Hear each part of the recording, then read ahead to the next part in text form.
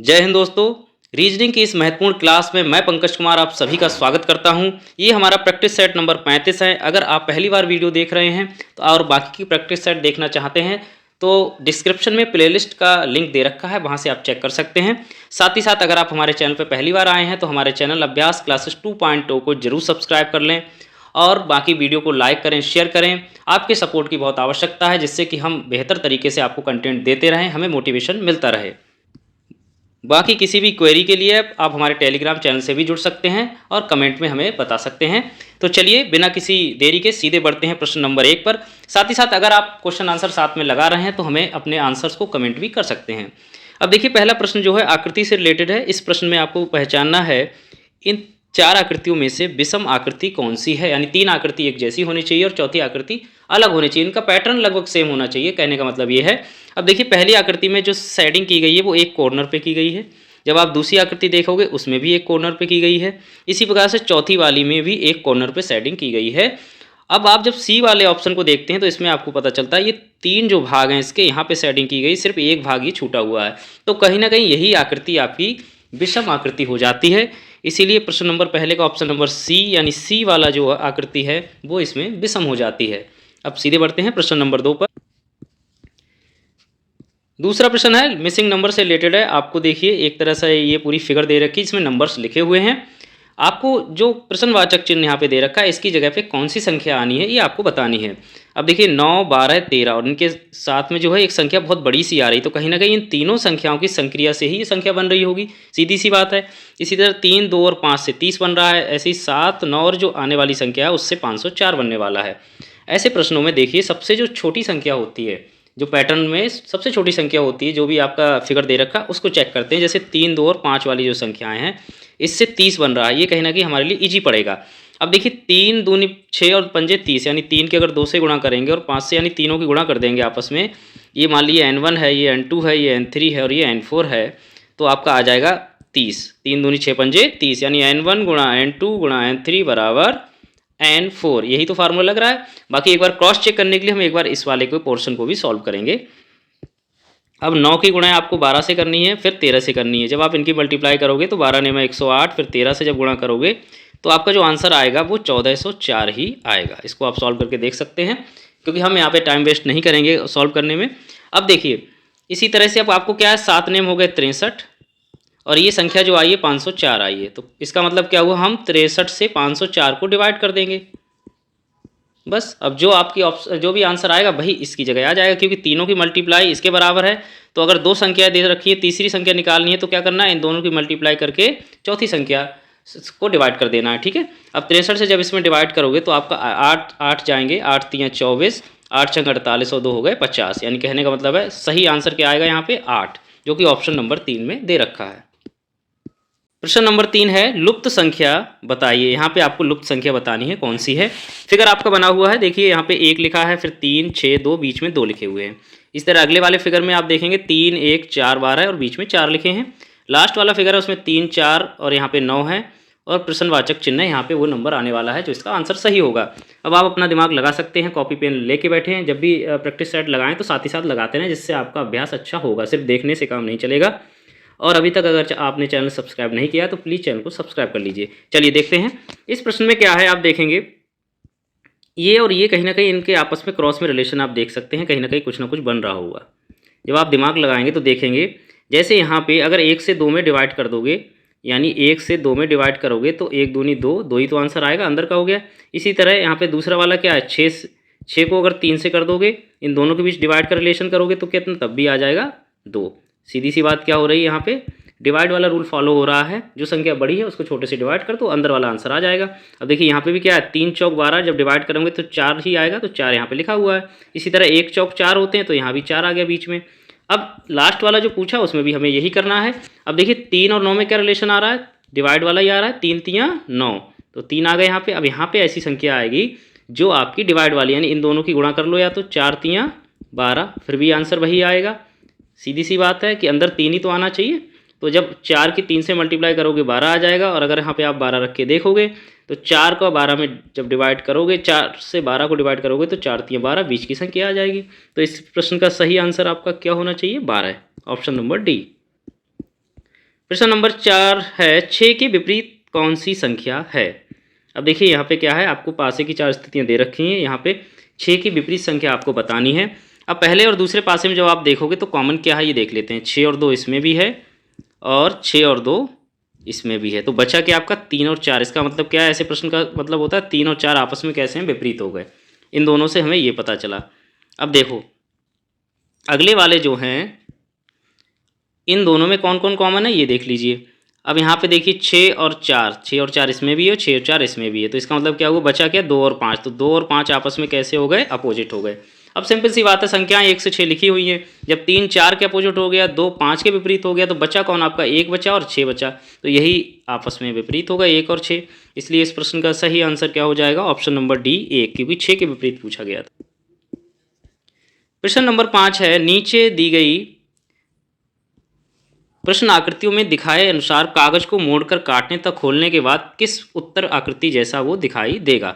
अब देखिए यहाँ पे क्या है, कागज को इन्होंने जब फोल्ड किया है, पहले फोल्ड कर लिया है एक उसमें, ठीक है, उसके बाद क्या किया, यानी 1 से 2 हुआ। जैसे एक कागज़ लिया, उसको जब फोल्ड करोगे 20 से, तो ये क्या हो जाएंगे, 2 पन्ने हो जाएंगे, सीधी सी बात है। एक बार और इन्होंने फोल्ड कर दिया, बिल्कुल ये छोटा कर दिया यहाँ पे देखिए, और ये जब छोटा कर दिया है तो कितने हो जाए, अब कागज़ कितने हो गए, 4 हो गए। कितने कागज़ हो गए आपके, 4 हो गए। दो एक बार फोल्ड करते हैं 2, और 2 बार फोल्ड, एक बार और फोल्ड कर दिया तो क्या हो गया आपका 4 हो गए, ठीक है। अब इन्होंने ये चीज़ यहाँ पे बनाई है, इसके पॉइंट पे क्या बनाई है, यहाँ पे ये चीज़ बनाई है। तो ये या तो इन्होंने काटा है इतना हिस्सा, या फिर यहाँ पे कह सकते हैं आपने, सिंपल सी बात है, इतना हिस्सा इन्होंने काट ही दिया है। अब ये काट दिया है, तो ये जो फिगर बीच वाली है, ये जो बीच का गोला इन्होंने काटा है, ये कहाँ कहाँ बनेगा, तो आपको पहले ही बताया मैंने कितने हिस्से हो गए, 4 हो गए। अब चूंकि 4 हो गए तो इसके अपोजिट में जाएगा यहाँ, सीधी सी बात है, और एक इसके यहाँ इस कॉर्नर पे, एक इसके, यानी क्योंकि कॉर्नर से ही कटा है तो चारों कॉर्नर पे जाएगा। तो इस प्रश्न का इसलिए सही आंसर क्या हो जाएगा, ऑप्शन नंबर 4। प्रश्न नंबर 5 है निम्नलिखित में से सही दर्पण आकृति की पहचान कीजिए। अब देखिए यहाँ पे एक आकृति रखी हुई है, ये दर्पण है आपका। अब इसके आगे ये आकृति है। देखो दर्पण में हमेशा ध्यान रखिए फ्लिप होती है इमेज। फ्लिप का मतलब ये लेफ्ट होता है वो राइट में पहुंच जाता है, और राइट वाला किस में पहुंच जाता है, लेफ्ट में। लेफ्ट टू राइट वाला सिंपल सा होता है, ऊपर नीचे उल्टा नहीं होता है, लेफ्ट टू राइट होता है, ये ध्यान रखना है आपको। अब यहाँ पे मान लीजिए आपके लेफ्ट हैंड पे है, तो जब अगली बार जब इमेज बनेगी तो क्या हो जाएगा, ये आपके राइट हैंड पे पहुंच जाएगा। किधर पहुंच जाएगा, इस साइड में, ठीक है, लेफ्ट पे था राइट पे हो गया। इसी तरह ये नीचे वाला किसमें, राइट में है, तो किधर पहुंच जाएगा, लेफ्ट में पहुंच जाएगा। तो इस तरह की जो इमेज बनेगी वही इसका सही आंसर होगा, जो कि ऑप्शन नंबर आपका 4 होगा। जिसमें आप देखोगे ये वाला जो सर्किल है वो ऊपर है, और जो आपका ब्लैक वाला है, और जो ये वाला वाइट वाला वो नीचे है, ठीक है। इसलिए ऑप्शन नंबर 4 सही। नेक्स्ट है प्रश्न नंबर 7, 15 17 20 22 27 19 अगली दो संख्याएं कौन सी होंगी। अब देखिए नंबर सीरीज में क्या करना है, हमें एक डिफरेंस देख लेना है। सबसे पहले कुछ समझ में नहीं आए तो क्या करना होता है, संख्याओं का अंतर क्या है ये देख लेते हैं। क्योंकि यहाँ पे संख्याओं का अंतर बहुत बड़ा नहीं है, तो हम एक बार नोट करेंगे। 15 और 2 प्लस 2 हो गए 17, 17 में 20 जोड़ोगे तो मतलब 3 जोड़ोगे तो 20 हो जाएगा, 17 3 20, 20 और 22 का अंतर फिर से प्लस 2 हो गया। यहाँ पे जो अंतर है 22 और 27 का वो होता है आपका 5, 27 में 2 जोड़ोगे तो 29। अब देखिए एक रूल यहाँ पे क्या फॉलो हो रहा है, सबसे पहले 2 जुड़ रहे हैं, फिर अगली बार 3 जुड़े, फिर 2 जुड़े, फिर 3 की जगह अगली बार कितने हो गए, 5 हो गए। यानी हर बार 2 तो कॉमन है जुड़ना, एक बार 2 जुड़ रहे हैं, अगली बार क्या हो रही है, हर संख्या 2 + 2 हो रही है, तो अगली बार +2 हो रही है, तो 5 में जब +2 करोगे तो हो जाएगा +7। इसका मतलब क्या हुआ, यहाँ पे जो संख्या आएगी वो 29 में 7 जोड़ने पे प्राप्त होगी। 29 और 7 कितने होते हैं आपके 36। अब चूंकि प्लस अगली बार फिर से +2 आ जाएगा, +5 के बाद अगला क्या है +2, तो 36 में 2 जोड़ोगे तो कितना आ जाएगा अगली संख्या 38। इस प्रश्न का सही आंसर आपका देखेंगे ऑप्शन नंबर बी 36 और 38। प्रश्न नंबर 8 है यदि डिफॉल्ट शब्द का प्रत्येक स्वर अंग्रेजी वर्णमाला के अगले अक्षर से तथा प्रत्येक व्यंजन अंग्रेजी वर्णमाला के पहले अक्षर से बदला जाता है तो नई श्रेणी में कितने अक्षर का प्रयोग 2 बार प्रयोग होंगे। सीधी सी बात समझ लीजिए, इन्होंने जो बोला है, जैसे ये हमने नोट कर लिया एक बार, डिफॉल्ट्स, इनके कहने का मतलब है जो वोवेल हैं, जो स्वर हैं, उनके लिए अंग्रेजी वर्णमाला के अगले अक्षर से यानी +1 करना है। वोवल में क्या करना है, +1 करना है, और कॉन्सोनेंट यानी व्यंजन में क्या करना है, -1 करना है। यही तो ये बोल रहे हैं, अंग्रेजी वर्णमाला पहले अक्षर से बदला जाता है व्यंजन को, और बाद वाले से बदला जाता है आपको स्वर से, ठीक है। अब यहाँ पे हम सीधे सीधे लिखेंगे अब डी।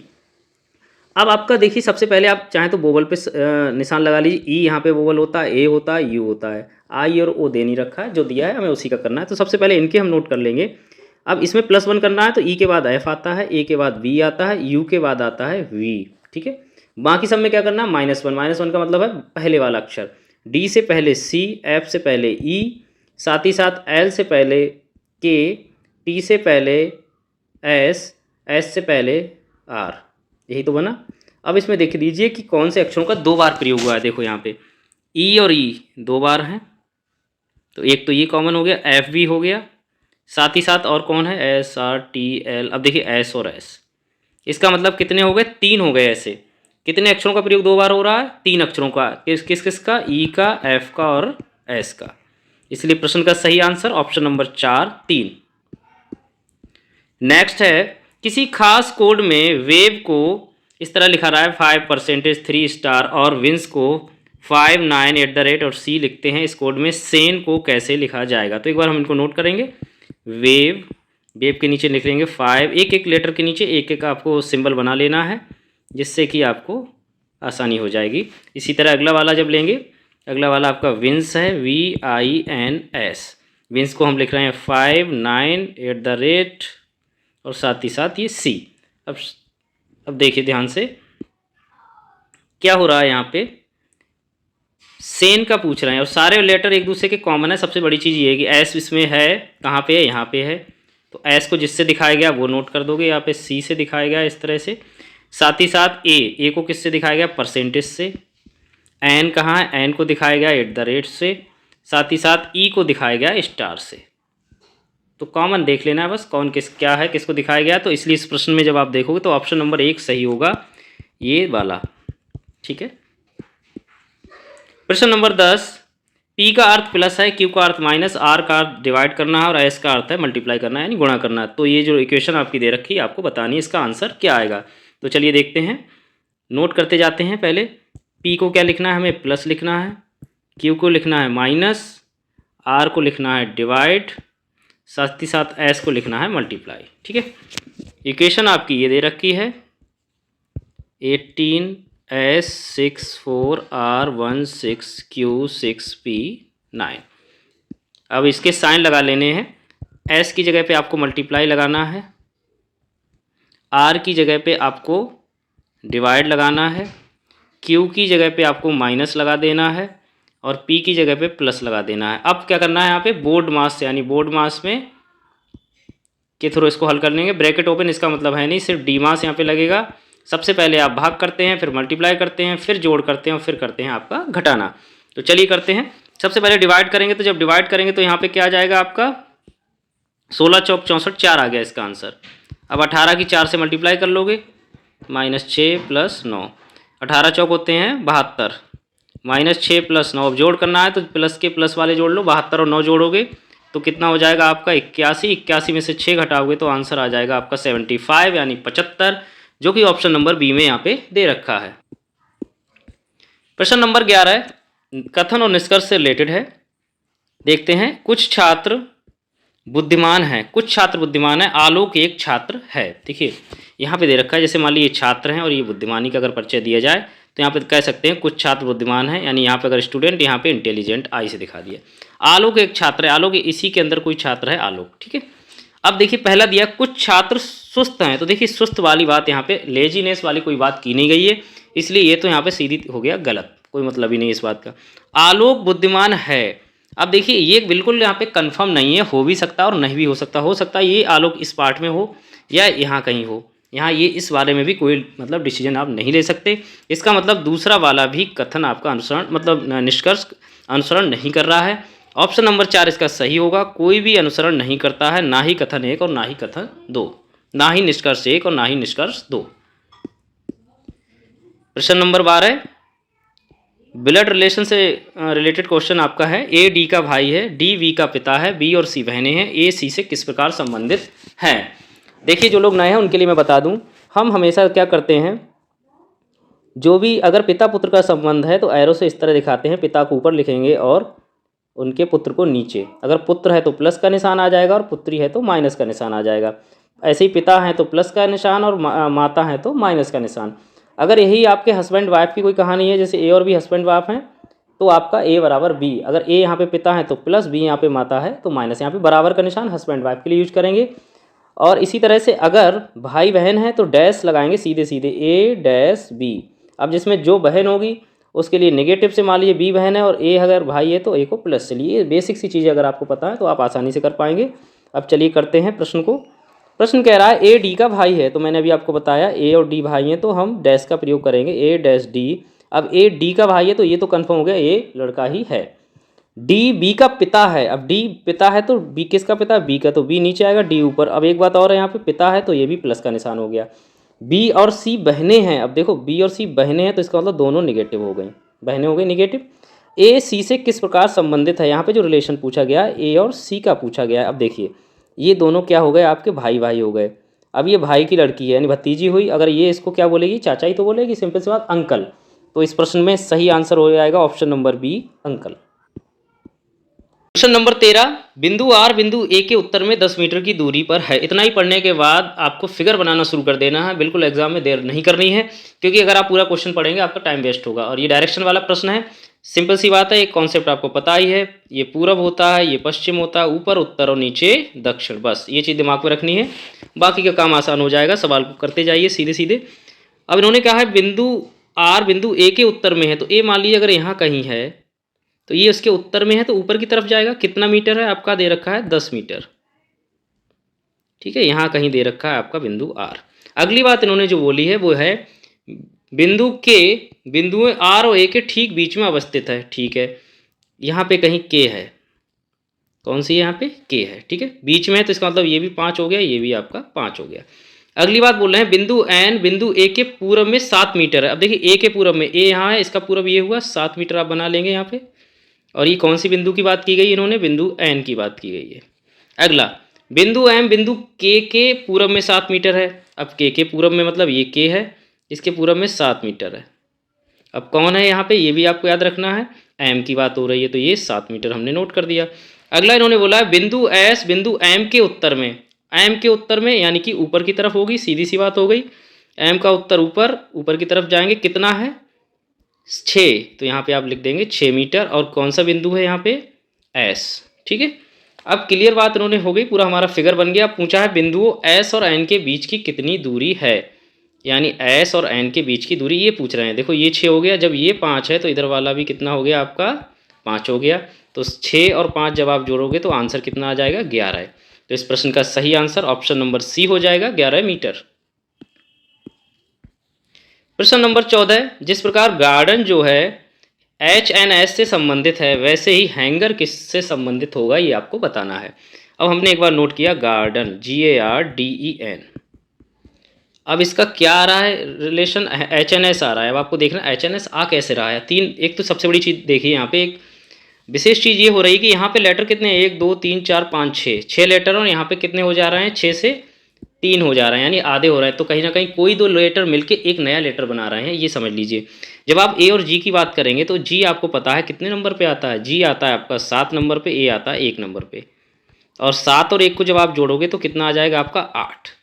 अब 8 नंबर पे कौन आता है, एच, इसका मतलब ये वाले टिक हो गया, सही है ये वाला। अब देखते हैं अगला आर और डी को, आर और डी का क्या रिलेशन है। आर आपका आता है 18 नंबर पे, डी आपका 4 नंबर पे। ये एन की वैल्यू आनी है तो एन आता है 14, तो कहीं ना कहीं यहाँ पे क्या हो रहा है, माइनस हो रहा है। तो 18 में से जब 4 माइनस करोगे तो क्या आ जाएगा 14 है। और 14 नंबर पे आपको पता है क्या आ रहा है, एन आ रहा है। इसी तरह ई और एन का देखते हैं। ई आपका 5 नंबर पे, 14 नंबर पे ये आ रहा है, अगर इनको जोड़ोगे तो 19 आएगा, और 19 नंबर पे चूंकि क्या आता है, एस। तो सीधी सी बात क्या हो गई यहाँ पे, सीधी सी बात ये हो गई, पहले 2 लेटर्स को क्या करना है, उनके प्लेस वैल्यू को प्लस करना है, दूसरे जो बीच वाले 2 लेटर्स हैं उनकी प्लेस वैल्यू को माइनस करना है, और लास्ट वाले 2 लेटर हैं उनकी वैल्यू को प्लस करना है। समझ में आ गया बेटा। अब देखते हैं हमारा सवाल क्या कह रहा है। हैंगर को लेते हैं। देखिए कोई भी सवाल हो उसको आराम से करेंगे, अगर कई बार प्रैक्टिस करेंगे तो फिर वो चुटकियों में होने लगेगा। अभी पहली बार जब आप करते हैं तो थोड़ी दिक्कत होती है। अब देखिए हैंगर, HANGER, हमने क्या किया, इनके नंबर एक बार सबके एक बार लिखते चले गए। एच आपका आता है 8 नंबर पे, 1 नंबर, एन 14 नंबर पे, जी आपका 7 नंबर पे, ई 5 और आर 18। जब आप सवालों की लगातार प्रैक्टिस करेंगे तो ए से लेकर जेड तक के लेटर्स की प्लेस वैल्यू अपने आप याद हो जाएगी आपकी। 8 और 1 जब आप जोड़ेंगे तो क्या हो जाएगा 9। 14 में से 7 यहाँ पे माइनस करना, यहाँ प्लस, यहाँ भी प्लस, ठीक है। 14 में से 7 गए 7 बचे, और इसके बाद 18 और 5 होते हैं 23। अब आपको देखना है 9 नंबर पे कौन आता है, तो 9 नंबर पे आती है आपकी आई, 7 नंबर पे आता है आपका जी, साथ ही साथ 23 नंबर पे आता है आपका डब्लू। तो इस प्रश्न का सही आंसर होगा IGW, ऑप्शन नंबर डी। 15वां क्वेश्चन, समूह से भिन्न संख्या कौन सी है। यहाँ पे जो संख्याएं लिखी हैं इनमें कहीं ना कहीं कोई रिलेशन होगा, हमें ये देखना है समूह से भिन्न संख्या कौन सी। अब देखिए ऐसे अगर आप संख्याओं को देखेंगे 3249, 1337, 5409, 1237, तो इनमें हमें कोई ऐसी संख्या नहीं लग रही जहाँ पे घनमूल हो रहा हो, वर्गमूल हो रहा हो, या कोई निश्चित संख्या जुड़ रही हो, घट रही हो। तो ऐसे सवालों में क्या करना है, डिजिट्स पे बहुत खेल होता है, तो आप डिजिट्स को देखेंगे, क्या कहीं डिजिट का तो कोई खेल नहीं। जैसे 3, 2, 4, 9 ये संख्या लिखी आपने। अब देखो 3 और 2 5 और 4 9, कहीं ना कहीं क्या हो रहा है, शुरू की 3 डिजिट मिलकर चौथी डिजिट बना रही हैं, ये चीज़ यहाँ पे हो रही है। अब देखिए इस तरह 1 3 3 7, 3 और 3 6 और 1 7, ये भी यहाँ पे कंफर्म हो गया। अगली देखिए 5 4 0 9, 5 4 9 और 0 9 ही हुआ, तो ये अगली संख्या हो रही है। तो कहने का मतलब है शुरू की 3 डिजिट को अगर आप जोड़ोगे तो चौथी डिजिट आ जानी चाहिए, ये रूल फॉलो हो रहा है। क्या ये ऑप्शन नंबर 4 में हो रहा है? चूँकि 3 में नहीं हो रहा था तो ऑब्वियसली 4 में तो नहीं होगा। अब हम एक बार चेक कर लेते हैं क्यों नहीं हो रहा। 1 2 3 7, 1 2 और 3 जब आप जोड़ोगे तो 3 और 2 5 1 6, यानी संख्या क्या आनी चाहिए थी, 1 2 3 6 आनी चाहिए थी, जबकि यहाँ पे इन्होंने कौन सी दी है, 1 2 3 7। इसीलिए इस प्रश्न का सही आंसर हो गया ऑप्शन नंबर डी 1237। मुझे पूरी उम्मीद है कि आपने इस वीडियो को एंड तक ज़रूर देखा होगा और आपके लिए ये वीडियो फ़ायदेमंद साबित हुई होगी। तो हमें उत्साहवर्धन के लिए आप अपने कमेंट जरूर करें। बाकी जिस टॉपिक को आप पढ़ना चाहते हैं और चाहते हैं हम उस टॉपिक को आपको बताएं जिसमें आप कठिनाई महसूस करते हैं, वो भी आप हमें कमेंट में लिख सकते हैं। वीडियो को एंड तक देखने के लिए, हमें सपोर्ट करने के लिए बहुत बहुत धन्यवाद।